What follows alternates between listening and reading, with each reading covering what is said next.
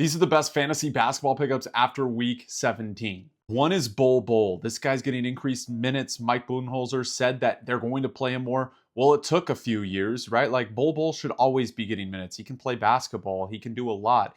Now, there are some reckless things that he does in the basketball court, but the talent is there. This was, as Shaq says, the Wemby before Wemby. Obviously not to that level, but you know what I mean. Two, Max Christie. Now he's rostered in 17% of ESPN fantasy leagues. The minutes, 25.8.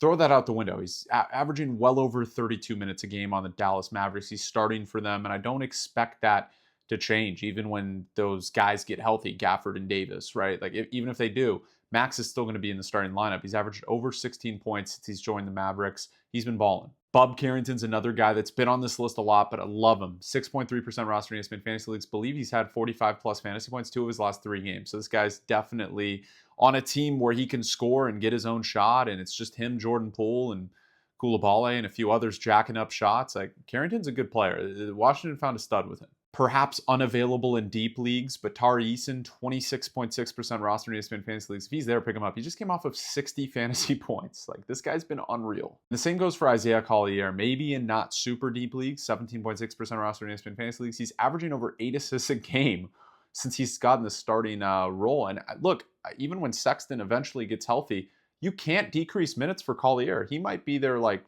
franchise. Him, Kessler, and Laurie at this point.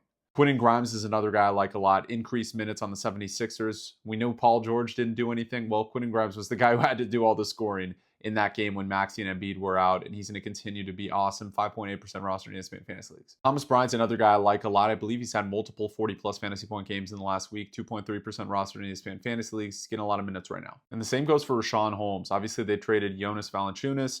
Now they have Holmes. He had 12 rebounds in back-to-back, or at least 10-plus rebounds in back-to-back games before having a 17-point, only 4 rebounds, but 17-point, very efficient, 8 out of 9 from the floor, 8 out of 10.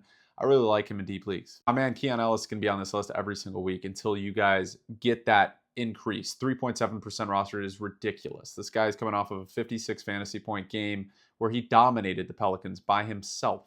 Did I miss anybody? Let me know what you guys in the comments. Make sure to follow for more fantasy basketball content like this.